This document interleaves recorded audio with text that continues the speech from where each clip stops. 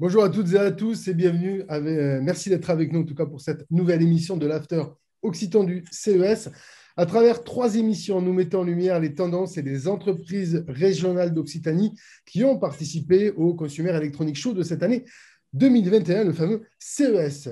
Et pour cet épisode Marc Tonnel, on s'intéresse aux fameuses Tech for Business. Les tech for business, les tech pour le commerce, les tech pour l'entreprise en général, pour l'industrie, le transport logistique. Bref, toutes les tech qui changent le visage de notre façon de travailler. Alors, on avait déjà le Covid qui a un peu changé la donne. Effectivement, ces tech, elles sont là, elles sont prêtes, elles existent. Et il est désormais temps de les appliquer, de les mettre en œuvre dans nos entreprises. On en parle ce soir avec des entrepreneurs de la technologie, de l'entreprise et avec les champions, si j'ai bien compris, Martin, d'Occitanie en la matière. Exactement. Marc-Lionel Gâteau, je rappelle que vous êtes le fondateur et commissaire général du Village francophone. Merci en tout cas d'être avec nous pour cette production et cette coproduction d'émissions. Je m'appelle Martin Vanzal, je suis le directeur de Tous l'Écho et j'ai le grand plaisir de vous accompagner durant toute cette demi-heure d'émission. Le programme, rapidement, dans quelques minutes, nous aurons donc les tendances du CES décryptées par les Digital Men. Puis nous avons avec nous notre grand témoin du jour, il s'agit de Sébastien Chabal. Sébastien, bonjour. Alors, Sébastien est en mute encore. Est-ce qu'il arrive? Bonjour à vous, excusez-moi. Bienvenue Sébastien, je rappelle, est-ce que j'ai besoin de rappeler que vous êtes rugbyman? En tout cas, on vous connaît aujourd'hui, vous êtes fondateur associé du réseau social Private Discuss. Vous allez nous expliquer tout à l'heure de quoi il s'agit précisément. Avec plaisir. Très bien, nous écouterons ensemble nos pitchers du jour. Il s'agit de Xavier Fisselier de Hello My Bot, de Philippe Lerre et Jan Muller de Easy, excusez-moi, je bafouille un petit peu, ainsi que Michael Lille de la société allpriv.com. Voilà un petit peu pour les présentations. De suite, je vous propose que nous accueillions notre premier invité. Il s'agit de Laurent Gosse, le vice-président de Perpignan Méditerranée Métropole. Bonjour Laurent, bienvenue. Bonsoir à tous, merci. Alors, parmi les initiatives emblématiques que vous avez portées, il y a le train digital devenu train de la French Tech que vous avez lancé au départ de Perpignan. Je crois qu'il y a 3 ans de cela, qui a fait depuis pas mal de kilomètres. Alors, pour la French Tech de Perpignan, quelle est la prochaine étape, Laurent? Mais la prochaine étape, c'est de continuer, d'être partenaire, comme on le fait aujourd'hui, d'essayer de s'insérer dans ce réseau, de faire vivre l'ensemble de l'ambition digitale numérique que l'on a sur notre territoire. Il y a des entreprises, il y a Hubert Fisselier de Hello My Bot qui va pitcher ce soir. Et c'est vrai qu'on avait fait ce train. Alors, j'espère, je ne peux pas annoncer si on le refait en juin ou pas, à cause des conditions sanitaires. On espère pouvoir avoir une fenêtre de tir pour le faire dans des conditions adéquates. Et donc, on amène l'ensemble du monde numérique digital de Montpellier, de Toulouse, mais on comptait s'étendre cette année sur Bordeaux, Marseille et d'autres territoires, Tarbes aussi, qui fait partie de notre région de l'Occitanie. On prend un train et on récupère tout le collectif de Gérone, on visite la dynamique de Barcelone, la French Tech de Barcelone, et puis après on fait pitcher une trentaine d'entreprises avec le soutien de la région Occitanie, de PMM, l'agglomération de Perpignan, des consulaires aussi. On fait pitcher un peu tout ce beau monde. On a des buzzers et des tablettes pour pouvoir les noter. Et une fois arrivé à Madrid, on fait un peu les meilleurs du train contre les meilleurs de Madrid.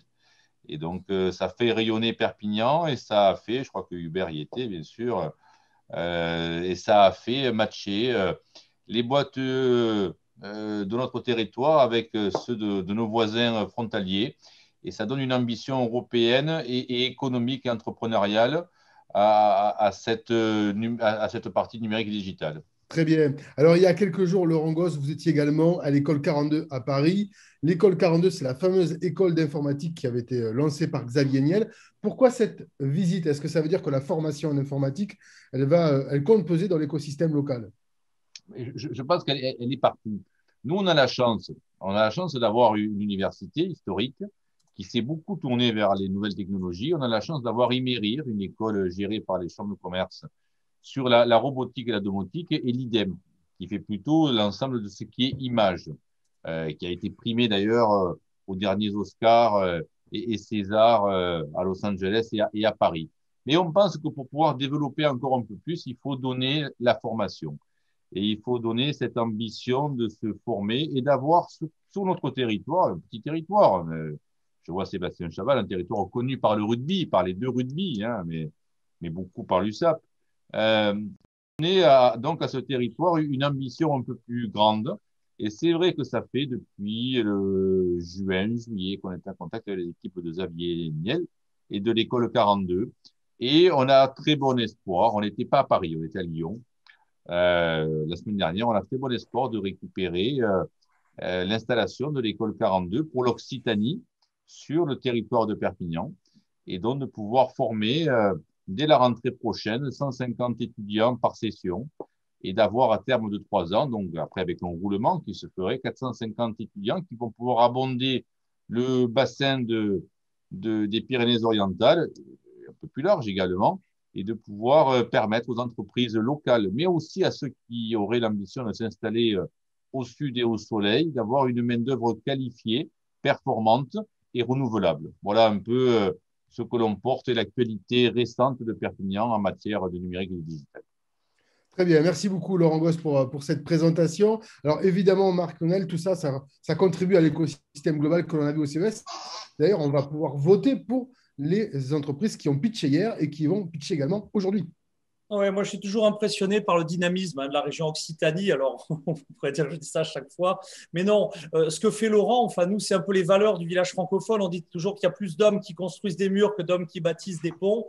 Laurent, c'est quand même une idée simple au départ. On prend un TGV, il part de Toulouse, il s'arrête à Perpignan, il part à Barcelone, il finit à Madrid. Et à chaque fois, il y a du business pour les Espagnols, pour les Français, pour les Catalans, enfin, pour tous ces acteurs. Et ça, effectivement, c'est important. Alors, cette région Occitanie, elle déborde de talents. On aurait aimé les mettre tous. On en a choisi 3. Et effectivement, si vous suivez nos émissions maintenant, vous connaissez le principe.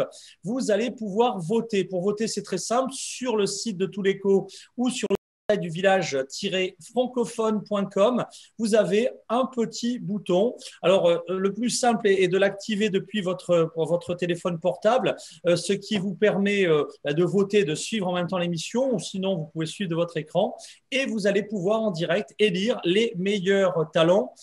Hier, on a mis à l'honneur les meilleurs techs pour la ville, les tech for cities en bon français. Ce soir, c'est les tech for business. Et demain, c'est les tech pour l'éducation, la santé, l'alimentation. Et demain soir, on décernera, Martin, le trophée du meilleur des meilleurs après une compétition énorme, puisque je dirais qu'on n'a que des bons. Ceux qui vont pitcher aujourd'hui, ils n'étaient pas au CES et au village francophone par hasard. Martin. Exactement. Et donc, effectivement, vous pouvez voter, y compris pour celles qui sont passées hier, puisque l'outil permet aussi de voter a posteriori. Je vous rappelle que l'émission d'hier est également en replay sur Village Francophone et sur Touléco TV. Donc, vous pouvez également suivre leur présentation en replay. Et puisqu'on parle de nouvelles technologies, on va s'intéresser de suite aux tendances relevées par les Digital Men. Il s'agit de Mathieu Deboeuf-Rouchant et Lionel Tardy. C'est leur chronique sur les Tech for Business. C'est parti. Bonjour à toutes et à tous, un petit retour en 3 minutes sur un événement qui vient de se passer et que l'on a pu avec Mathieu analyser, surtout qu'on était tranquillement chez nous parce qu'il se passait à distance à l'heure de New York, c'est le CES. Et que le CES de cette année nous a présenté des choses extraordinaires, notamment en termes de business. Et en termes de business, je crois que toi Mathieu, c'est le cas de le dire, tu as mis le doigt sur quelque chose. Et oui, effectivement, une start-up, alors qui n'est pas nouvelle sur le CES, parce qu'on les voit depuis plusieurs années maintenant, mais en tout cas, le projet est particulièrement abouti. Il s'agit d'une tech for business au service de l'industrie et particulièrement des cas d'usage dans la formation sur des unités de production ou des machines-outils. Comme vous le voyez à l'image, il s'agit de la start-up néerlandaise SenseGlove qui a présenté ces gants qu'on avait vus l'année dernière en proto, mais là, cette fois, vraiment, vous les enfilez. Et ce sont des gants à rétroaction haptique, c'est-à-dire qu'ils vont nous permettre de ressentir des textures, de ressentir des forces contradictoires. Et ce qui est intéressant avec ce projet qu'ils ont appelé SenseGlove Nova, c'est qu'il a été principalement conçu pour se coupler à de la réalité virtuelle à des fins de formation. En tout cas, projet saisissant dont on aurait bien aimé tester naturellement, mais bon, ce sera pour l'édition 2022. Je crois, Lionel, que toi aussi, tu restes dans une thématique de la technologie au service du business. Oui, au service du business au sens large, au service des entreprises, au service des retailers. Et quelque part, on va voir apparaître, notamment avec les technologies de la communication et des réseaux sans fil qui s'améliorent et qui vont pouvoir accueillir de multiples maintenant dispositifs, on va voir fleurir des tas d'IoT, c'est-à-dire d'objets connectés.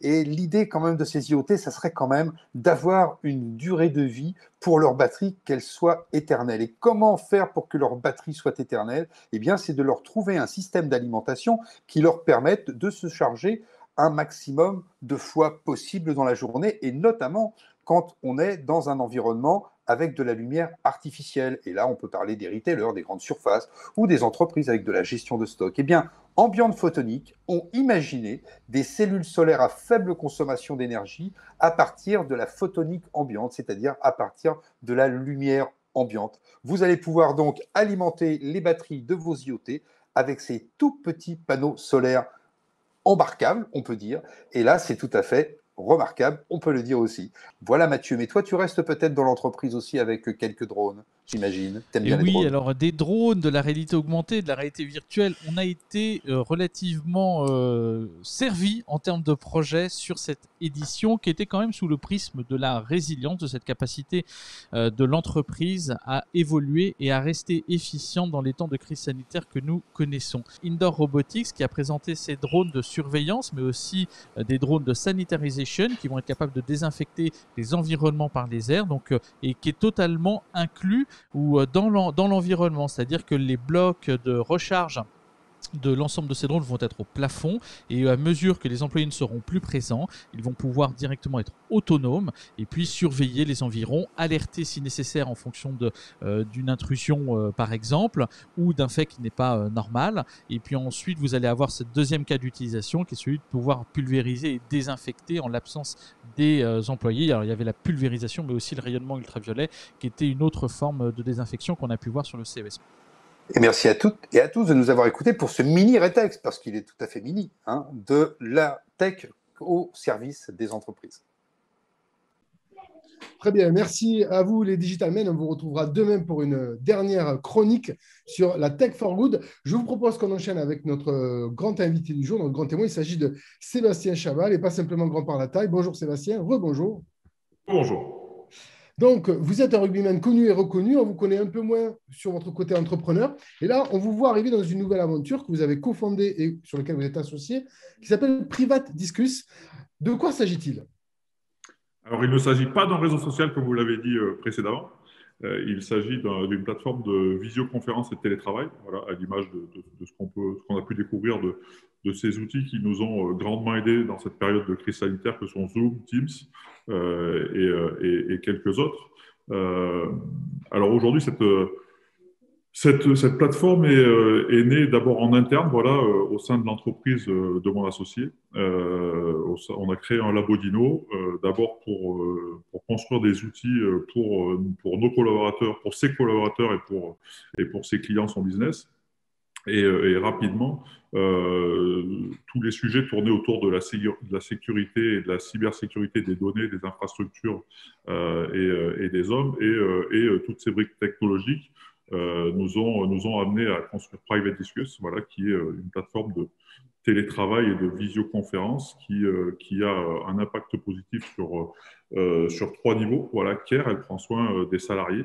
Elle est green parce qu'elle est logée sur des serveurs alimentaires en électricité verte et en France, ça c'est important de le dire, et aussi sur la sécurité des données, parce qu'elle est, comme je vous l'ai dit, toutes les données sont logées en France, toutes les données sont chiffrées de bout en bout, de l'ordinateur de départ jusqu'à l'ordinateur d'arrivée. Voilà, personne d'autre n'a la clé, et donc du fait qu'elle soit logée en France, on n'est pas soumis notamment au Cloud Act. Voilà, on connaît aujourd'hui tous les enjeux de nos données qui partent loin et qui sont potentiellement accessibles par beaucoup de monde. Donc voilà. Rapidement, c'est ça. Rapidement, alors on voit aujourd'hui tout l'enjeu et l'intérêt, vous l'avez dit, sur toute la partie visioconférence.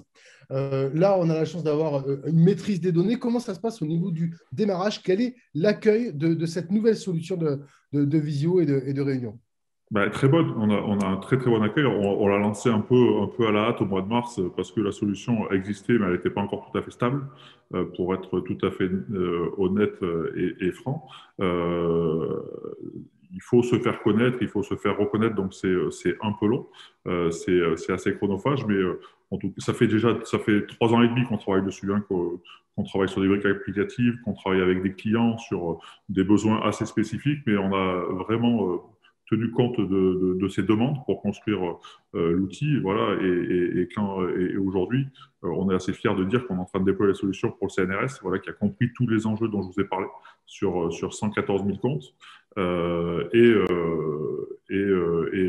l'outil est plutôt bien appréhendé. Le fait qu'il soit 100% propriétaire, ça c'est assez important. Le fait que tout soit fait à la maison, tout reste en France. Je crois qu'on travaille aussi un peu pour la souveraineté numérique. C'est un mot qu'on entend souvent, mais on ne voit pas beaucoup d'actions en ce sens. On entend beaucoup de politiques faire des phrases autour de ce sujet et de ces enjeux, mais ils sont réels. Donc voilà, on va essayer d'apporter notre petite pierre pour répondre à cette problématique. Très bien, merci beaucoup Sébastien. Alors c'est vrai qu'effectivement, on ne vous attendait pas forcément dans le domaine de la cybersécurité, mais on voit comment les données aujourd'hui vous passionnent finalement. Ouais, non, mais c'est un sujet qui est passionnant. Alors, la vie est faite de rencontres, hein. Moi, j'ai rencontré Jean-Pierre, qui est mon associé.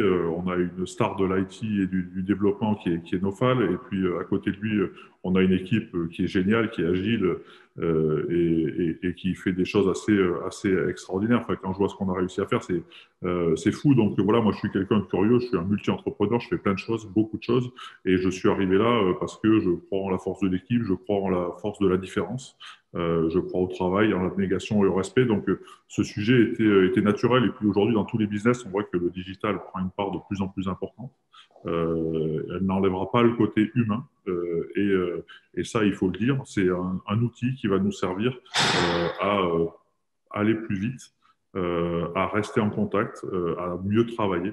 Mais en tout cas, il ne remplacera pas un outil comme celui-ci, comme Private Discus, n'obligera pas les gens à rester chez eux 7 jours sur 7 pour bosser. Non, non, je crois encore au contact humain, à la dynamique de la rencontre, aux échanges formels et informels. Voilà, ça, c'est un outil pour accompagner tout ça. Très bien. Marc Lunel, vous souhaitez réagir par rapport aux propos de Sébastien? Avec le micro ouvert, ça marche mieux? Voilà, pardon. Oui, donc remercier effectivement Sébastien pour promouvoir pour ces valeurs, parce que ces valeurs, on les partage totalement au sein du village francophone. Nous, les solutions opérationnelles de Private Discus, on a hâte de les déployer sur les 19 pays, les 35 régions du village francophone. Et vraiment, oui, non, bravo pour cette dynamique. Et voilà, il y en a beaucoup qui parlent, il y en a d'autres qui agissent et qui vraiment mettent en place des solutions. Et c'est un très bel exemple. Un bel exemple, Martin, comme ceux de nos 3 champions occitans qui vont maintenant pitcher leurs solutions, si j'ai bien compris. Et Marionnel, avant, à Perpignan, on va inviter Sébastien, si on a la chance de faire notre train, à l'inviter à venir. Et puis toi, c'est à toi de le faire. Il faut l'inviter à venir au CES 2022 à nos côtés. On aura un pack encore au plus fort et on pourra bien pousser. Voilà. Alors nous, on y était, ça fait 3 ans qu'on fait le CES avec différentes solutions, et cette année on y était avec Private, mais alors moi j'étais pas même si c'était à la maison, j'ai pas pu y participer parce que j'avais d'autres obligations, mais apparemment c'était quand même assez particulier à distance. Mais il faut venir. Il faut venir l'année prochaine. Très bien. En attendant, en tout cas, on va revoir tout ça. Nos 3 pitchers sont arrivés. Donc, Laurent Gosse, Sébastien Chabal, ouvrez vos oreilles parce qu'évidemment, on vous demandera de réagir suite aux présentations de 3 intervenants du jour. On va commencer avec Philippe Lergen-Müller. Bonjour. Bonjour. Est-ce que j'ai égratigné votre nom, Philippe?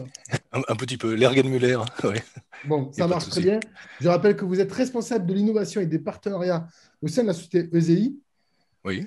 Et vous allez vous prêter à l'exercice du pitch. Vous avez 1 minute 30 pour nous présenter un petit peu votre solution. Je prépare le chronomètre. Ah. Et c'est parti, on vous écoute. Voilà, donc ES2I vend des solutions de gestion d'accueil, logiciels et matériels, en France comme à l'étranger, pour organiser, fluidifier et améliorer l'accueil des visiteurs.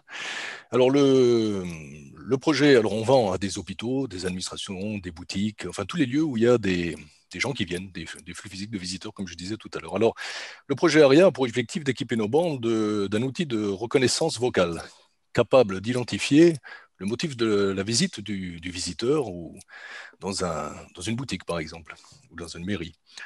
Pour cela, ARIA met en œuvre des dispositifs de reconnaissance automatique de la parole et de transcription de la parole, des dispositifs de ce qu'on appelle le NLU, donc la compréhension du langage naturel, qui met en œuvre, entre autres, des réseaux de neurones profonds et des techniques de plongement sémantique. Donc l'objet, c'est que voilà, un visiteur arrive sur un site et au lieu de retrouver un motif sur une borne, il exprime sa demande et puis la solution doit, à la fin, la plupart du temps, imprimer un ticket. Voilà, concrètement, ça correspond à ça.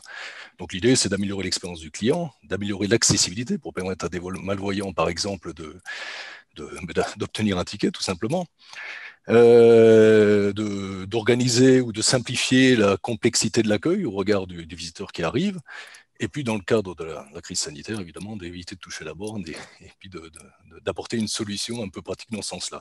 Voilà, de façon plus pragmatique, on est là pour raccourcir les temps d'attente et de réduire les coûts d'organisation, hein, si on veut être un peu plus terre à terre. Donc la solution ARIA s'inscrit dans une suite logicielle plus large qui s'appelle Orion, qui est une solution SaaS, une plateforme sécurisée, accessible à distance, qui permet, au-delà de la simple impression de la ticket, d'organiser vraiment le parcours du visiteur, le parcours du client ou le parcours du patient, sur le site ou en dehors du site. Voilà. Dès la prise de rendez-vous. Vous avez dépassé 3 secondes pour conclure.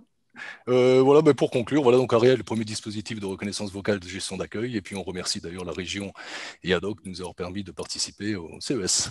Voilà, merci. Merci à vous. On va enchaîner de suite avec... alors, on va prendre Michael Lille. Est-ce que vous êtes là, Michael? Je suis là, bonjour. Bonjour, bienvenue. Vous représentez la société Allpriv et je vais vous demander de faire le même exercice que pour votre collègue. C'est parti, vous avez 1 minute 30. On vous écoute. Alors, ce qu'on fait chez Allpriv, ça concerne en gros tout le monde et ça intéresse pratiquement personne. On fait de la cybersécurité et essentiellement, on est focus sur tout ce qui est collaborateurs qui travaillent en dehors de l'entreprise. Aujourd'hui, ça représente environ 4 salariés sur 10 qui peuvent le faire. Quand on prend en compte des données comme l'explosion des cyberattaques entre 2019 et 2020, c'est plus 300%. Alors, ce que nous faisons, c'est par rapport aux entreprises, on a pris leur grande salle de serveur et on l'a comprimée là-dedans, dans un tout petit boîtier. Ah, ça ne se voit pas, comme ça. Et dans ce boîtier, donc, on a changé tout ce qui est gros serveur par de l'IA, du blockchain, de la deep tech. Et nous avons automatisé pas mal de choses pour apporter ce qu'on appelle, sur 3 axes principaux, l'amélioration de l'expérience. Alors, d'un côté, utilisateur. Vous êtes tous utilisateurs, vous avez des laptops, vous savez ce que c'est de démarrer son laptop, saisir un mot de passe, un token, lancer un VPN, etc. On a tout viré en 3 secondes avec beaucoup plus de sécurité, vous êtes connectés. Côté DSI, IT, on divise jusqu'à par 15 tout ce qui est lié à la maintenance de toute la sécurité de tout le parc laptop.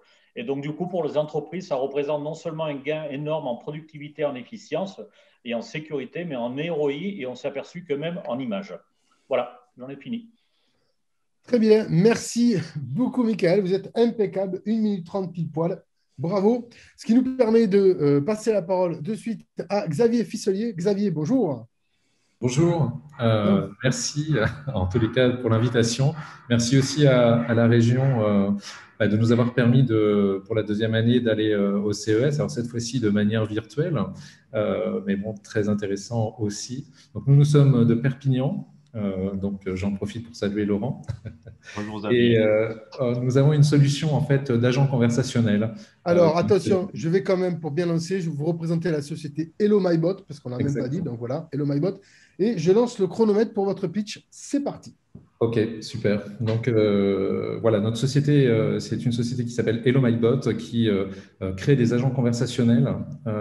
Ces agents conversationnels, ce sont des robots qui sont capables d'écouter, de comprendre et de répondre à des audiences, aux audiences de nos clients, et ce, sur différents canaux. Donc les principaux canaux sur lesquels nous travaillons, tout type de messagerie. On aimerait bien d'ailleurs travailler avec Private Discuss, mais on travaille sur messagerie type WhatsApp, Facebook Messenger et chatbot sur des webs, mais aussi surtout par téléphone, notamment pour des appels entrants et des appels sortants, avec des bots qui sont capables de faire de la préqualification d'appels, soit pour du support, soit pour de la génération de nouveaux contacts, de leads. Cette solution est une plateforme SaaS, mais aussi on-premise. On peut la mettre sur les serveurs de nos clients, ce qui permet notamment des partenaires comme Atos qui travaillent avec nous sur le sujet d'utiliser cette solution de manière très flexible, en différentes langues bien évidemment. Et justement, on a eu l'occasion là lors du CES virtuel de cette année d'avoir des clients sur cette partie de génération de nouveaux contacts, notamment par téléphone, puisque on est totalement cross-canal. On peut commencer une conversation par le téléphone, la continuer par SMS et du SMS via un lien profond, continuer cette conversation sur par exemple, un chatbot sur une web, sur une landing page conversationnelle. Donc voilà, en gros, la solution que nous présentons. On s'intègre avec tous les outils métiers de nos clients. Très bien. Merci beaucoup, Xavier Fisselier. Merci beaucoup à vous trois. Donc, les sociétés ESEI, HelloMyBot et Allpriv. Alors, je fais réagir Sébastien Chabal et Laurent Gosse sur les trois présentations. Qu'avez-vous pensé de nos pitchers du jour? Sébastien? Moi, je trouve qu'une minute 30, c'est trop court. Vous êtes trop dur. On en fait pitcher 105 sur le plateau, donc sinon on y passerait nos nuits. Mais c'est surtout pour susciter la curiosité, Sébastien. Non, c'est intéressant. J'allais poser une question sur la solution ARIA, mais à la fin de la présentation, j'ai eu ma réponse parce que je me demandais qu'est-ce qu'il en était suite à l'accueil. Mais j'ai compris après que ça faisait partie d'une solution globale qui s'appelait Orion et qui gérait tout le parcours client. Donc voilà, j'ai ma réponse. Sur Allpriv, je crois avoir compris que ça nous permet de mieux sécuriser nos infrastructures et nos parcs informatiques. Voilà, ça, c'est une solution. Si c'est une solution qui est plus pertinente, c'est canon, bravo. Et j'ai juste une question pour HelloMyBot. Alors peut-être qu'on travaillera ensemble, ça serait cool. On va se parler, on va continuer de se parler. Moi, alors je connais un petit peu, je comprends un peu comment fonctionnent ces outils-là, mais quel est votre élément de différenciation par rapport aux autres bots qui sont disponibles sur le marché?